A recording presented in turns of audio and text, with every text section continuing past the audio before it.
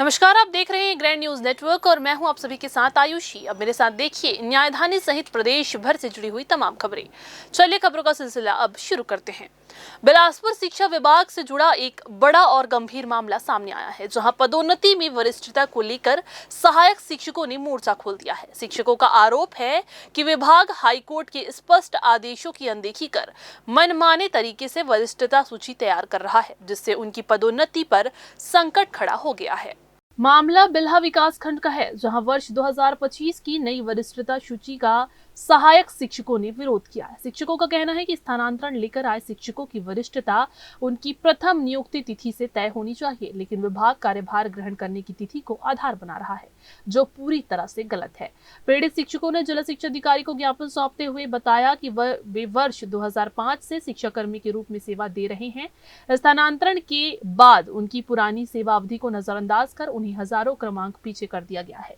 शिक्षकों का तर्क है कि छत्तीसगढ़ हाई कोर्ट ने फरवरी और दिसंबर 2025 के अपने आदेशों में ये साफ कहा था कि स्थानांतरण के बावजूद वरिष्ठता प्रथम नियुक्ति तिथि से ही तय होगी। यही नहीं, जुलाई 2018 में हुए संविलियन में भी उनकी पिछली 8 वर्षों की सेवा को मान्यता दी गई थी। अभी यहाँ पर अपने वरिष्ठता क्रम के लिए आए हुए हैं। 2005 की हमारी नियुक्ति है और हम सभी जो है विवाह के पश्चात लगभग सभी महिलाएं स्थानांतरण करा के अपने परिवार के समीप आ चुकी हैं और हमको अभी जब प्रमोशन होता है तो हमारे स्थानांतरण की वजह से वरिष्ठता का जो फ़ायदा नहीं मिल पाता है, तो हम चाहते हैं कि 20 साल 22 साल की सेवा यहाँ पर लगभग हम लोग जितने लोग उपस्थित हैं सबकी सेवा अवधि 20 साल 21 साल पूर्ण हो चुकी है। उसके बाद भी हमें ना आज तक के पदोन्नति मिला हुआ है, ना ही क्रमोन्नति मिला है। तो अगर हमें क्रमोन्नति का लाभ नहीं दिया जा रहा है तो वरिष्ठता को ध्यान में रखते हुए हमें वरिष्ठता क्रम में ऊपर लाया जाए और हमें प्रमोशन प्रदान किया जाए। कोर्ट का आदेश आने के बाद भी शासन के द्वारा हमें वरिष्ठता का लाभ प्रदान नहीं किया जा रहा है। लाभ नहीं, वरिष्ठता सूची जारी हुआ है और हम लोग स्थानांतरण से यहाँ आए हैं और स्थानांतरण में हमको सबसे ऊपर क्रम में रखा गया है, जबकि हमारा नाम सामने होना चाहिए। 2005 की हमारी पोस्टिंग है और अभी की स्थिति में जैसे हम 2008 में ट्रांसफ़र करा के आए कि 10 में करा के आए, तो 2008 और 10 में हमारा नाम है, जो कि गलत है। अभी शासन हाई कोर्ट के निर्देशानुसार वरिष्ठता समाप्त नहीं होगी, प्रथम नियुक्ति तिथि से ही वरिष्ठता की गणना की जाए, ऐसा आदेश हुआ है 5/12/2026 को। उसी के संबंध में हम अभ्यावेदन देने, ज्ञापन देने यहाँ उपस्थित हुए हैं। मेरी प्रथम नियुक्ति 2006 है सहायक शिक्षक के पद पर।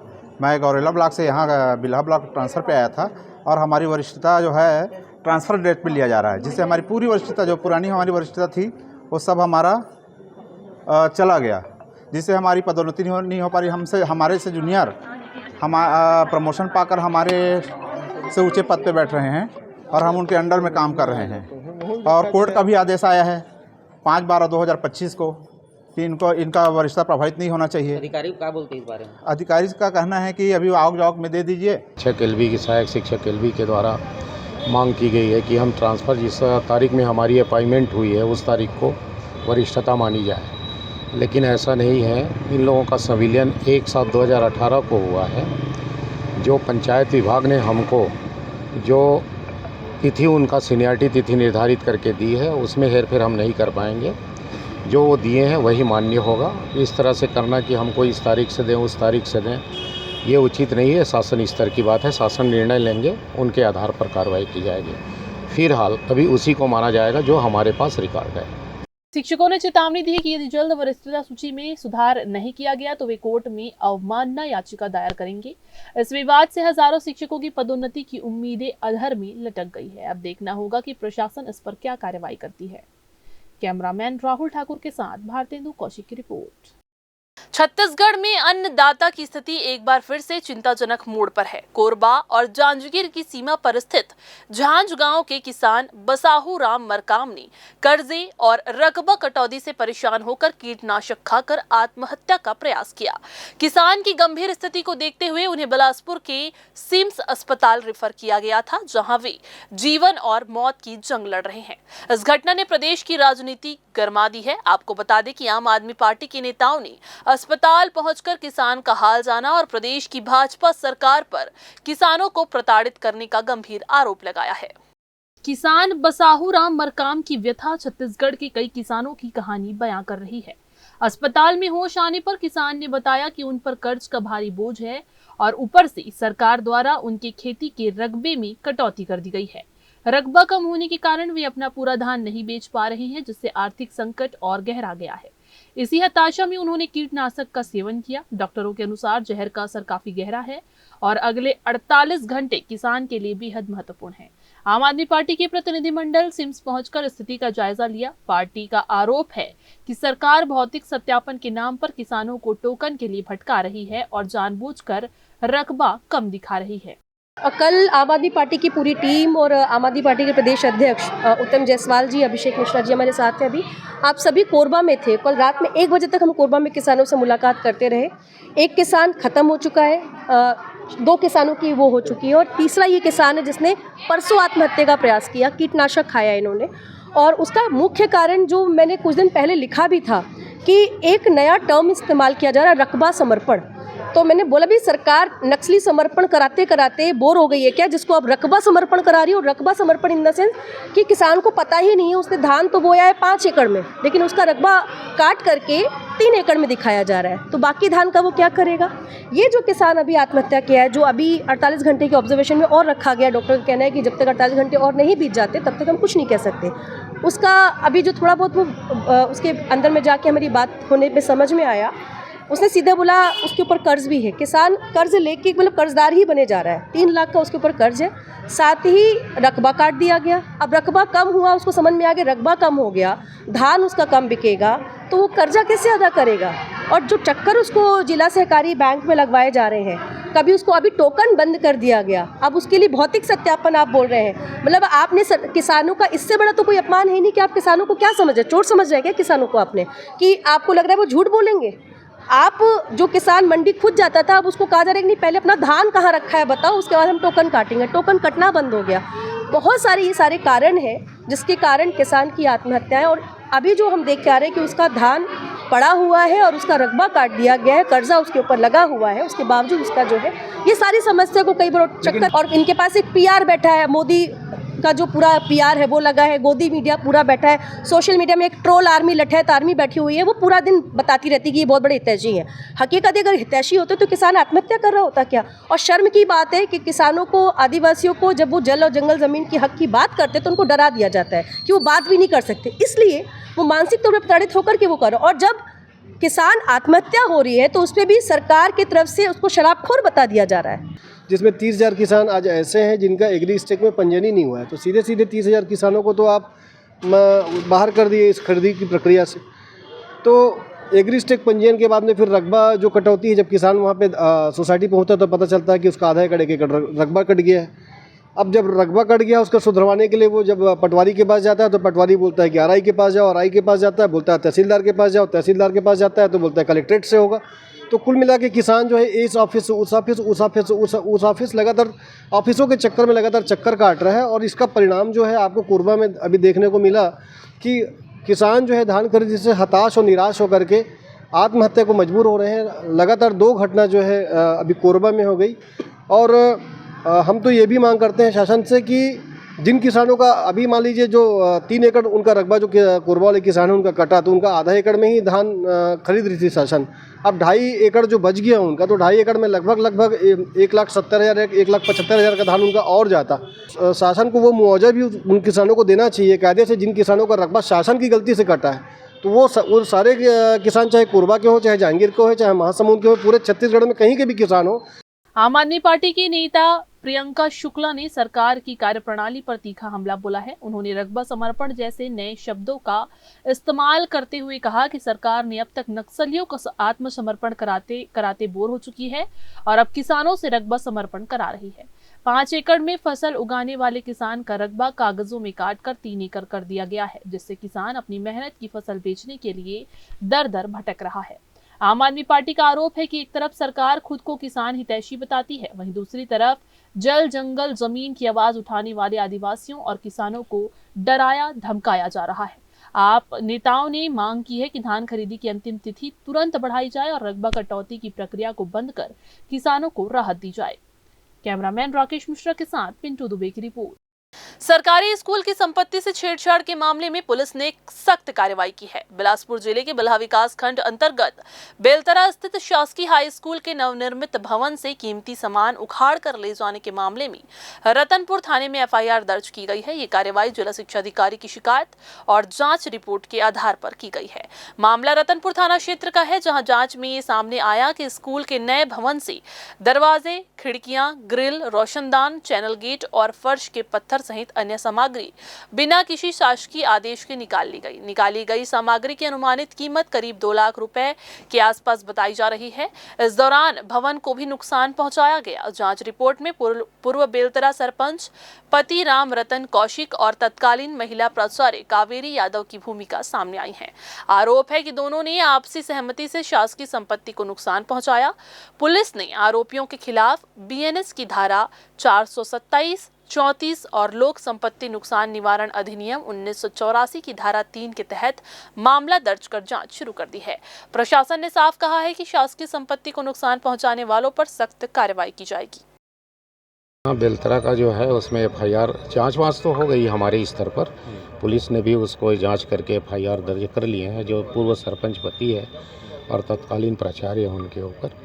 अब देखिए आगे कार्रवाई क्या होती है। अभी की स्थिति में तत्कालीन प्राचार्य जो है वो निलंबन में है। अब आगे क्या होता है। 2-2.5 लाख का है वो सामान जो है।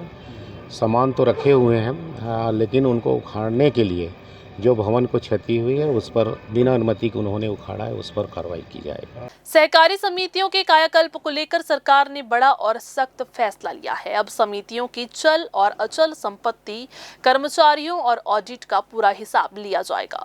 बिलासपुर संभाग में हुई हाई लेवल समीक्षा बैठक में 8 अहम बिंदुओं पर चर्चा करते हुए अधिकारियों को साफ निर्देश दिए गए कि अब किसी भी तरह की लापरवाही बर्दाश्त नहीं की जाएगी। बैठक में कहा गया कि प्राथमिक विपणन सहकारी समितियां अब सिर्फ खाद बीज बेचने तक सीमित नहीं रहेंगी। उन्हें अपनी अचल संपत्तियों का पूरा रिकॉर्ड, कर्मचारियों का विवरण और ऑडिट रिपोर्ट नियमित रूप से अपडेट करनी होंगी। समीक्षा के दौरान सामने आया कि कई समितियों में ऑडिट और बोर्ड निर्वाचन जैसे जरूरी काम लंबे समय से लंबित है। इसे गंभीरता से लेते हुए सरकार ने जवाबदेही तय करने और समयबद्ध कार्यवाही के निर्देश दिए हैं। राइस मिलों के संचालन और राशन दुकानों के प्रबंधन पर भी कड़ी नजर रखी जाएगी। खाद बीज और दवाओं के कारोबार से जुड़े सभी रिकॉर्ड्स अब पूरी तरह से फाइल पर होंगे। इससे किसानों को सीधा लाभ मिलेगा और बिचौलियों पर रोक लगेगी। जयरामनगर, कोटा, पिंडरा रोड, मुंगेली, जांजगीर चांपा, बलौदा, सारंगढ़ और रायगढ़ सहित 13 क्षेत्रों की समितियों की नियमित निगरानी होगी। जिनका रिकॉर्ड अधूरा पाया गया उनके खिलाफ सख्त अनुशासनात्मक कार्रवाई तय मानी जा रही है। 8 एजेंडा पर चर्चा की गई और संभागीय जो आयुक्त हैं हमारे कोऑपरेटिव बसंत कुमार साहब, उन्होंने कोऑपरेटिव मार्केटिंग सोसाइटी की उन्नयन के लिए कार्य योजना बनाई है और सभी से पूछा भी है किस तरह से मार्केटिंग सोसाइटी का उन्नयन किया जा सकता है। तो उसके लिए ऑडिट, उनका नियमित ऑडिट है। इलेक्शन रेगुलर किए जाने के संबंध में राइस मिल, जो बंद राइस मिल पड़ी है मार्केटिंग सोसाइटी की, उसको किस तरह से अपन पुनर्जीवित कर सकते हैं या उसमें कैसे यूटिलाइज़ किया जा सकता है, इस संबंध में चर्चा की गई है ना। खाद बीज का काम, दवा का काम, उनको किस तरह से पुनः दिलाया जाए। सरगांव मार्केटिंग सोसाइटी को अभी श्रेष्ठ मार्केटिंग सोसाइटी का खिताब दिया गया इस वर्ष। गौरेला मार्केटिंग सोसाइटी, इसको एक सम्मान दिया गया। उसी तर्ज पे अन्य मार्केटिंग सोसाइटी को ट्रैक पे लाने के लिए एक कार्य योजना बनाई गई है और ये JR साहब जो है वो शानदार उसमें अपनी प्रस्तुति दिए। इस मीटिंग की पूरी प्रोफोर्डिंग मेरे द्वारा लिखी गई, प्रश्न किए गए। कुल मिला के मीटिंग की सभी लोगों ने तारीफ की है। कस्टम मिलिंग में बड़ी गड़बड़ी सामने आने के बाद जिला प्रशासन ने सख्त रुख अपनाया है। तखतपुर में करीब 25 करोड़ 30 लाख रुपए मूल्य का धान जब्त करते हुए एक राइस मिल को सील कर दिया गया है। ये कार्रवाई खरीफ विपणन वर्ष 2025-26 के दौरान धान उठाव में गंभीर अनियमितता पाए जाने के बाद की गई है। शासन के निर्देश पर धान परिवहन की निगरानी के लिए ICCC कमांड सेंटर के माध्यम से GPS ट्रैकिंग की जा रही है। इसी ट्रैकिंग के दौरान तखतपुर विकासखंड के ग्राम खपरी में संचालित बाल कृष्ण फूड राइस मिल में गड़बड़ी के संकेत मिले। सूचना मिलते ही कलेक्टर के निर्देश पर तखतपुर एसडीएम नितिन तिवारी और सहायक कलेक्टर अरुवत कुमार के नेतृत्व में संयुक्त जांच दल ने राइस मिल पर छापा मारा। जांच के दौरान भौतिक सत्यापन किया गया, जिसमें बड़ा अंतर सामने आया। रिकॉर्ड में 96,863 क्विंटल धान का उठाव दर्ज था, लेकिन मौके पर केवल 92,358 क्विंटल धान ही पाया गया, यानी करीब 4504 क्विंटल धान गायब मिला। प्रशासन ने इसे छत्तीसगढ़ चावल उपार्जन आदेश 2016 का स्पष्ट उल्लंघन बताया है। रिसाइकलिंग की आशंका को देखते हुए मौके पर मौजूद 81,000 क्विंटल से अधिक धान जब्त कर राइस मिल को सील कर दिया गया है। प्रशासन ने साफ चेतावनी दी है कि नियम तोड़ने वाले किसी भी मिलर को बख्शा नहीं जाएगा। बिलासपुर में यातायात नियमों की धज्जियां उड़ाने का एक सनसनीखेज मामला सामने आया है, जहां पुलिस की लगातार चेतावनी के बावजूद कुछ युवक बेखौफ होकर सड़कों पर कानून का मजाक बना रहे हैं। हाल ही में एक वीडियो सोशल मीडिया पर तेजी से वायरल हो रहा है, जिसमें जांजगीर चांपा जिले के CG11 के नंबर वाली एक बाइक पर सवार युवक अपनी नंबर प्लेट पर काले टेप लगाकर बिलासपुर की सड़कों पर घूमते हुए नजर आ रहे हैं। ये युवक शायद इस गलतफहमी में है कि वे नंबर छिपाकर किसी भी बड़ी वारदात या फिर कांड को अंजाम देकर कानून की गिरफ्त से बच निकलेंगे, लेकिन वे ये भूल रहे हैं कि नंबर प्लेट के साथ छेड़छाड़ करना न केवल दंडनीय अपराध है, बल्कि ये सीधे तौर पर बिलासपुर पुलिस की मुस्तैदी को चुनौती देना जैसा है। इन युवाओं की ये लापरवाही और कानून के प्रति खैरात जैसा रवैया उन्हें बड़ी मुसीबत में डाल सकता है, क्योंकि पुलिस अब हाईटेक सर्विलांस और CCTV के जरिए ऐसे संदिग्ध वाहनों पर पैनी नजर रखे हुए हैं। अब सबसे बड़ा सवाल यह है कि वीडियो वायरल होने के बाद बिलासपुर यातायात पुलिस इन रसूखदार बनने की कोशिश करने वाले युवकों पर कितनी कड़ी कार्रवाई करती है, और ये मामला उन लोगों के लिए क्या सबक बनता है जो सड़कों पर अपनी और दूसरों की जान को जोखिम में डालकर कानून से खिलवाड़ कर रहे हैं। बिलासपुर में इन दिनों मॉडिफाइड साइलेंसर के खिलाफ ट्रैफिक पुलिस का कड़ा अभियान जारी है, जिसके तहत आज एक बड़ी कार्रवाई को अंजाम दिया गया। पुलिस ने करीब 25 लाख रुपए कीमती वाली एक यामाहा निंजा सुपर बाइक को रोककर उसे जब्त कर लिया है। बताया जा रहा है कि इस बाइक में नियमों को ताक पे रखकर लगभग 1 लाख रुपए की कीमत वाला मॉडिफाइड साइलेंसर लगाया गया था, जो सड़कों पर कान फोड़ू शोर उत्पन्न कर रहा था। ट्रैफिक पुलिस की इस मुस्तैदी ने शहर के स्टंटबाजों और ध्वनि प्रदूषण फैलाने वाले वाहन चालकों में हड़कंप मचा दिया है। गौरतलब है कि पुलिस प्रशासन मॉडिफाइड साइलेंसर के प्रति बेहद सख्त रुख अपनाए हुए हैं और महज 2 दिन पहले ही अभियान के दौरान पकड़े गए सैकड़ों अवैध साइलेंसरों पर बुलडोजर चलाकर उन्हें नष्ट किया गया था। इसी कड़ी में आज की ये कार्रवाई मोटर व्हीकल एक्ट की विभिन्न धाराओं के तहत की गई है, जिसमें पुलिस ने न केवल भारी जुर्माना आरोपित किया है, बल्कि बाइक को जब्त कर मामला न्यायालय में पेश कर दिया है। बिलासपुर के चकरभाटा थाना क्षेत्र अंतर्गत एक सड़क हादसे में नशे में धुत युवक गंभीर रूप से घायल हो गया, जिसे पुलिस की सक्रियता से समय रहते उपचार मुहैया कराया गया। मिली जानकारी के अनुसार एक युवक शराब के अत्यधिक नशे में वाहन चला रहा था, तभी अचानक वाहन से नियंत्रण खो देने के कारण वो सीधे सड़क किनारे एक गड्ढे में जा गिरा। इस दुर्घटना में युवक के सिर पर काफी गंभीर चोटें आई और वो लहूलुहान होकर मौके पर ही तड़पने लगा। आसपास मौजूद राहगीरों ने हादसे की गंभीरता को देखते हुए तत्काल की सूचना डायल 112 को दी। सूचना मिलते ही 112 की टीम ने मौके पर पहुंचकर तत्परता दिखाई और घायल युवक को तुरंत नजदीकी अस्पताल में भर्ती कराया गया। फिलहाल घायल युवक का इलाज अस्पताल में जारी है और डॉक्टरों द्वारा उसकी स्थिति पर नजर रखी जा रही है। तो ये थी आज की बुलेटिन की तमाम खबरें। अगले बुलेटिन में फिर होगी आपसे मुलाकात। तब तक के लिए पूरी टीम के साथ मुझे दीजिए इजाजत। नमस्कार।